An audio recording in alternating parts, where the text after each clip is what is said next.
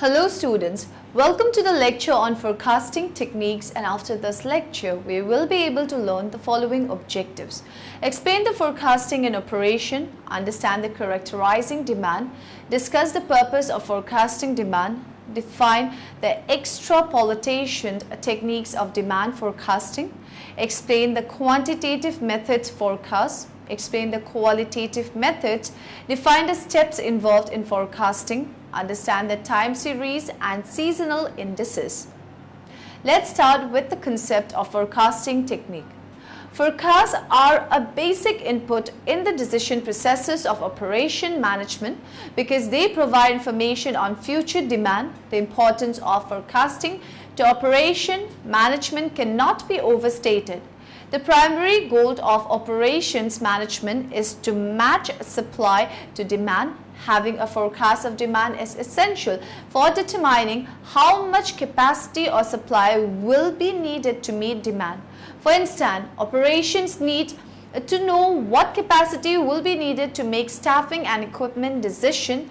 Budget must be prepared. Purchasing needs information for ordering from suppliers, and supply chain partners need to make their plans. Two aspects of forecast are important.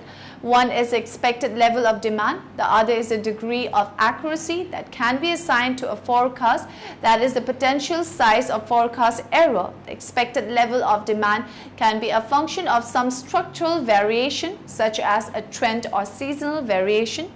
Forecast accuracy is a function of the ability of forecaster to correctly model demand, random variation and sometimes unforeseen events. Forecast affects decision and activities throughout an organization in accounting, finance, human resources, marketing and management information system (MIS), as well as in operation and other parts of an organization. Here are some examples of uses of forecast in business organization. There's 1 month left in the quarter and your sales team hasn't hit their forecast. As a sales manager, you want to see where you can help get deals across the line. Let's take a closer look. Here we have Valerie, a sales manager for Cirrus, a mid-sized textile manufacturer. If you're Valerie, you want a roll-up of your forecast in one place so you can effectively manage your team. Here, you can see all of your direct reports, broken out by month and forecast category. You can also see all of the important opportunity details down below.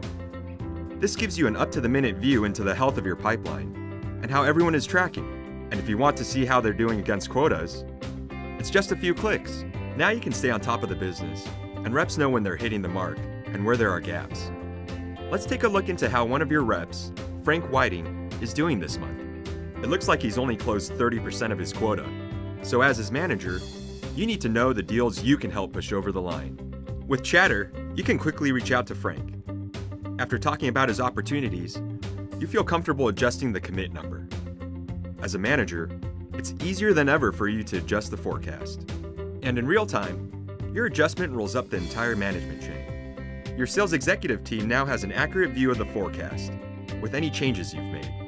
And because it's in Salesforce, it's easy to analyze the data. Say your VP of Sales asks you for a report. He wants to see the pipeline for the rest of the year, broken down by forecast category. With Salesforce Analytics, you can easily create reports and dashboards on your forecast data. And with a quick @mention, share it with your VP of Sales. And just like everything in Salesforce, collaborative forecasts can be tailored to match your business processes. You can easily customize the forecast categories, change the forecast range or the currency, modify the opportunity list view. Let us now understand the forecasting in operation. Forecasts are vital to every business organization and for every significant management decision. While a forecast is never perfect due to the dynamic nature of the external business environment, it is beneficial for all levels of functional planning, strategic planning, and budgetary planning. Decision makers use forecasts to make many important decisions regarding the future direction of the organization. Forecasting technique and models can be used both qualitatively and quantitatively, and their level of sophistication depends on the type of information and the impact of the decision. The forecasting model a firm should adopt depends on several factors, including forecasting time horizon, data availability, accuracy required, size of forecasting budget, and availability of qualified personnel. Projections are long-term high-level efforts to establish the scope of the opportunity. Budgets are an effort to establish an operating framework for the coming year. And forecasts are done intra-year to establish what is likely to happen. It's long-term, short-term, and real-time. Forecasts are typically done mid-year, but they can and should be done whenever the actual performance differs significantly from what was budgeted. Forecasts are not an attempt to throw out the budget. The company should continue to measure itself and report against the budget. The forecast should exist beside the budget and show what management thinks is likely to happen. Forecasts are important for a variety of reasons, but first and foremost you want to know where your cash balances will actually be. And you'll want to know where you will be on your revenue growth trajectory. If you are planning on doing a financing, forecasts are important because they will give you an indication of what the metrics investors will be using when they offer you terms for a financing. The process of doing a forecast is not very hard. You simply take the model you used for budgeting and put new numbers in for revenues and costs. The way most forecasts go down is the revenues are taken down to reflect slower sales growth. Then management looks at the costs in the budget. In some cases, costs are not adjusted because management feels that they need to continue to invest in the business. But in many cases, costs are adjusted down somewhat to reflect a desire to conserve cash. Either way, you'll have a new set of numbers for the months ahead. You combine these new sets of numbers for the coming months with the actual results for the months that have already happened and you have your forecast. Once you do a forecast, it is a good idea to keep updating it as the year develops. If you do a forecast at mid-year and by the fall that forecast is off, do another forecast. The forecast is not another budget you have to try to meet. It is an attempt to estimate actual results. So keep adjusting the forecast in and attempt to nail it. As you get into the fall, you will start budgeting for the next year. Use the learning that came from the forecasting exercise to make next year's budget better. Think of budgets and forecasts as agile financial management. The budget is the annual release and the forecasts are the iterations based on feedback. Now moving on to the next topic. Now we will study the characterizing demand. Demand forecasting is an important aspect of business operation. It is applicable to many different functional areas such as sales, marketing, and inventory management. Proper demand forecasting also allows for more efficient and responsive business planning. Because of the benefits it can bring, many industries have paid great attention to demand variability management and forecasting. Tourism and manufacturing are the two major industries who adopt a wide range of demand forecasting and variability management solutions. There are huge amounts of literature dedicated to demand forecasting as well as demand variability management.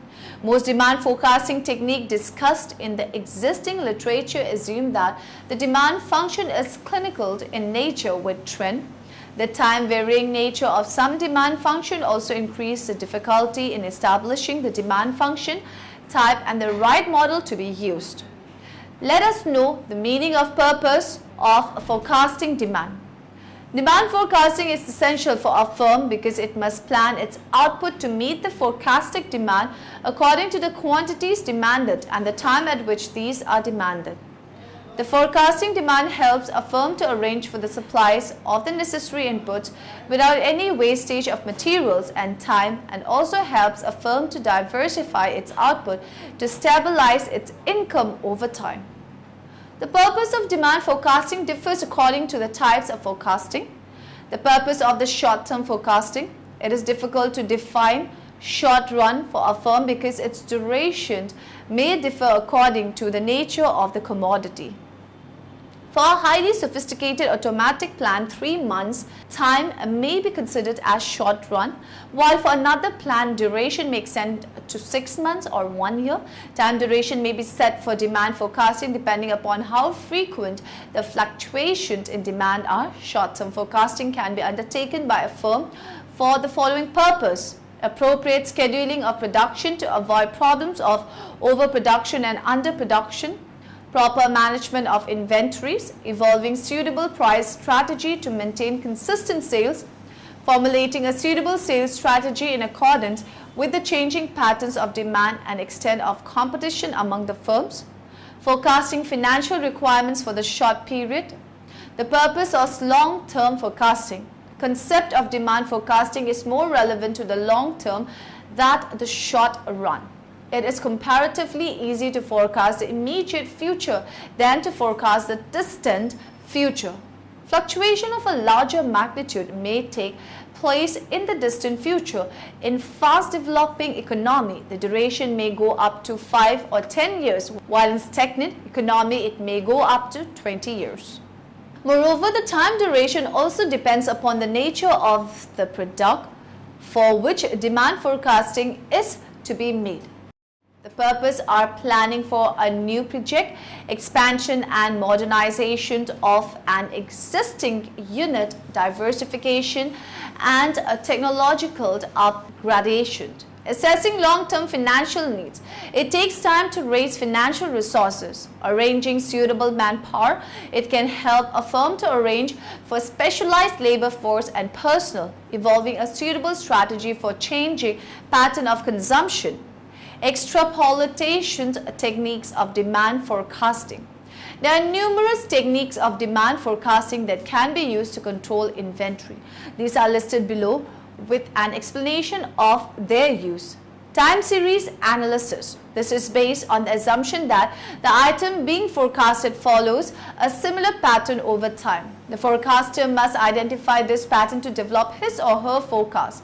The basic element of this pattern are constant value, trend, seasonal variation, clinical variation, random variation, turning points. Time series forecasting techniques include simple moving averages, weighted moving averages and exponential smoothing. Qualitative. Qualitative forecasting consists of gathering opinions from a variety of people, then applying their own judgment. This technique is best used when there is not sufficient historical data. Causal. This is the application of leading indicators to create a forecast. It assumes demand is strongly related to these indicators. Mortgage rates, for instance, strongly affect the purchase of new homes. Simulation. Simulation forecasting combines the causal and time series method. It is often used when creating what-if scenarios. As in all statistical analysis, time series data is collected from a real-life thing that we are interested in. The data is analysed using a computer to give graphic and numeric output. The output of the analysis tells us more about the real-life condition. It can be used to make informed predictions of future values. A time series is a set of numerical measurements of the same entity taken at equally spaced intervals over time. Time series data can be collected yearly, quarterly, monthly, weekly, daily, or even hourly. Here are some examples of time series. Average monthly temperature, annual profit for a company, daily petrol price at the pump, hourly electricity consumption in the home, daily takings at a Chinese takeaways, quarterly house sales. Time series data has 4 aspects of behaviour: trend, seasonality, cycles, and unexplained variation. There can also be irregularities or outliers in the data which can be related back to real-world occurrences. Trend is the overall long-term direction of the series. Economic series usually go up, except when they don't. Some series have no discernible trend. Seasonality occurs when there is repeated behaviour in the data which occurs at regular intervals. Seasonality is related to seasonal natural or human behaviour. Cycles occur when a series follows an up and down pattern that is not seasonal. The cycle can be of varying length, which makes them more difficult to detect than seasonality. In all data, there is random variation. Some time series will be very regular, with little random variation, while others may consist of not much else. Sometimes there are strange dips or jumps in a series. These can be due to a one-off event, such as an ash cloud disrupting air travel, or an anticipated change in the rate of sales tax. Quantitative methods forecast. Quantitative forecasting techniques are generally more objective than their qualitative counterparts. Quantitative forecast can be time series forecast, that is a projection of the past into the future, or forecast based on associative models, that is based on one or more explanatory variables.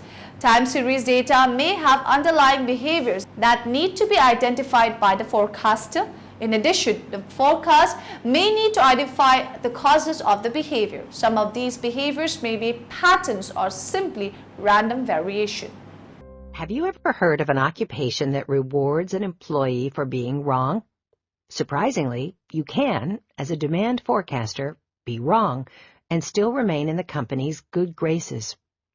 Why are errors in this occupation tolerated when they would likely lead to dismissal in other job roles?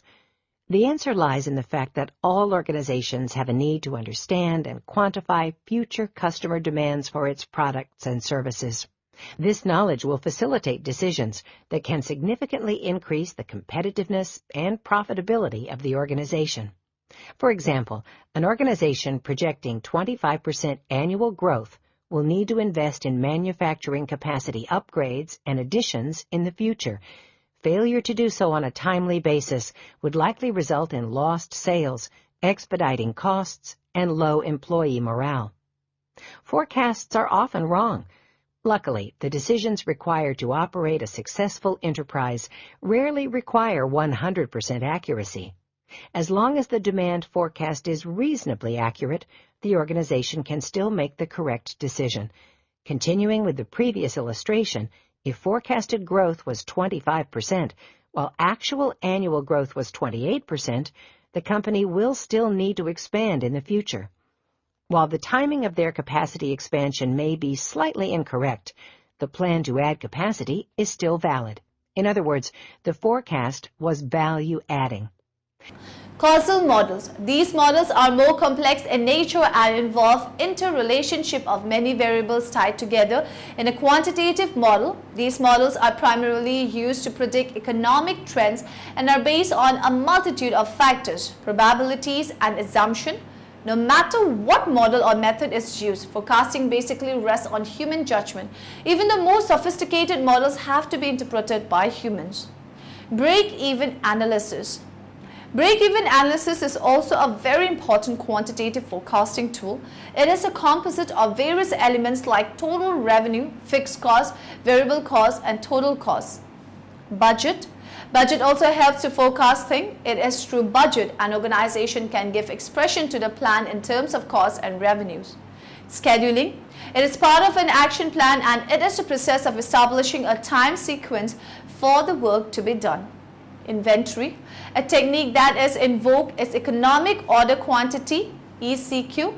Its object is to ensure maintenance of an adequate inventory on hand at the lowest total cost to the organization. Linear programming. Linear programs are also used for forecasting. Linear programming is the optimization of an outcome based on some set of constraints using a linear mathematical model. Regression analysis. Regression analysis statistically relates sales to one or more explanatory independent variables. Explanatory variables may be marketing, decision, price chances, for instance, competitive information, economic data on any other variable that can be related to sales.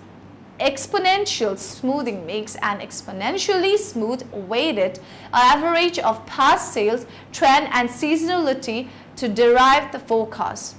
Moving average.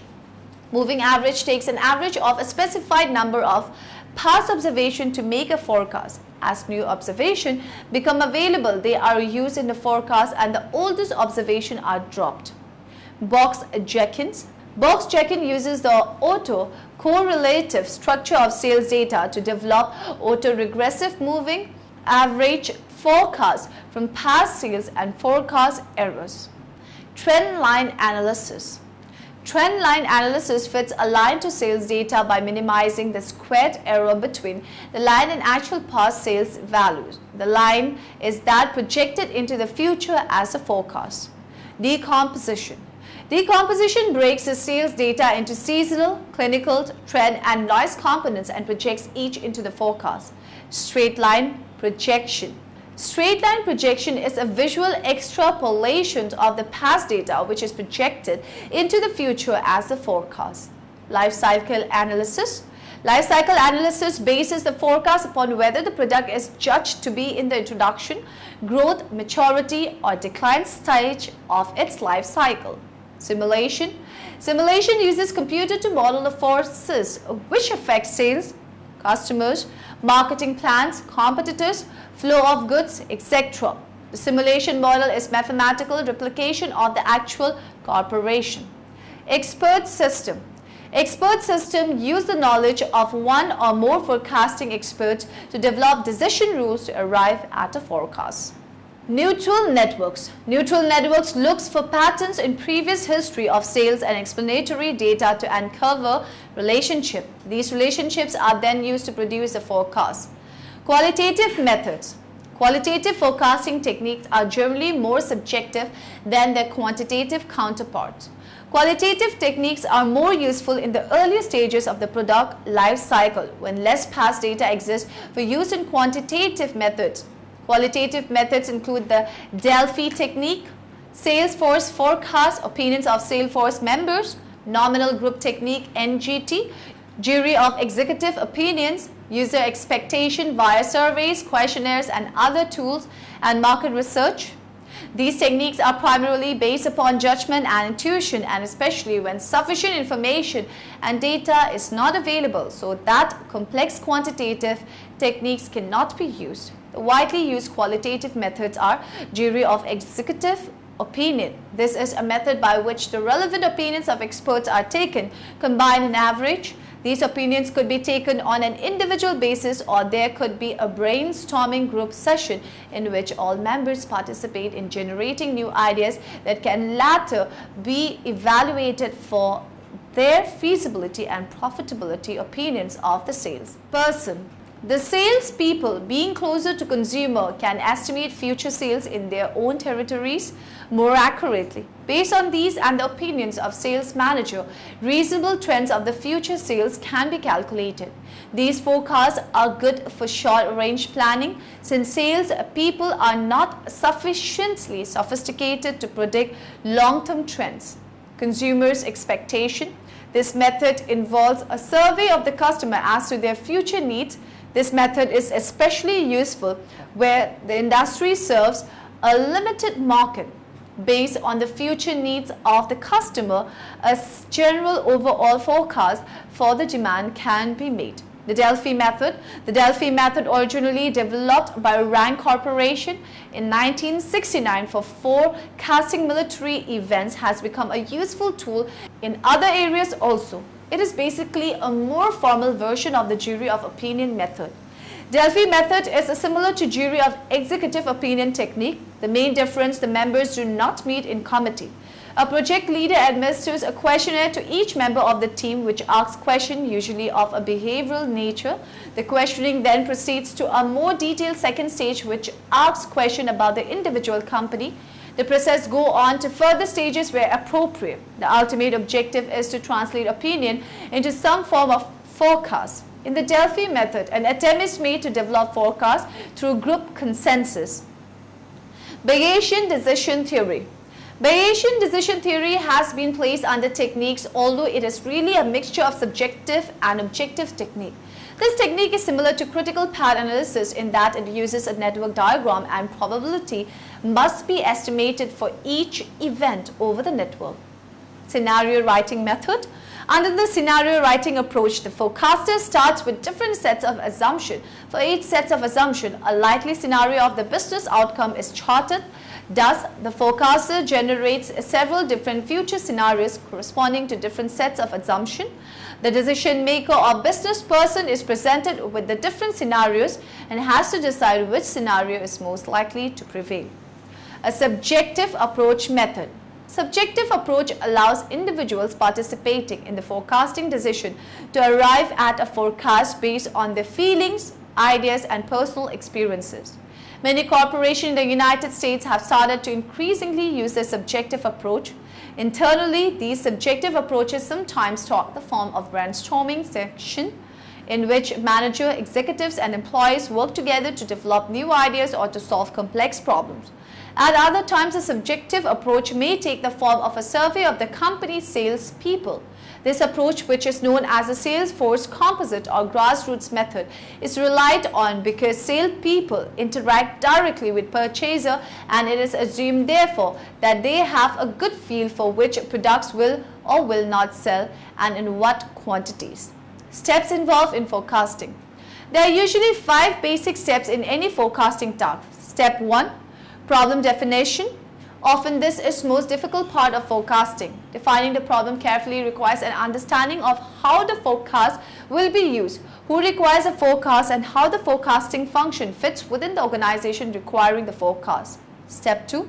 Gathering information. There are always at least 2 kinds of information required: statistical data and accumulated expertise of the people who collected the data and used the forecast.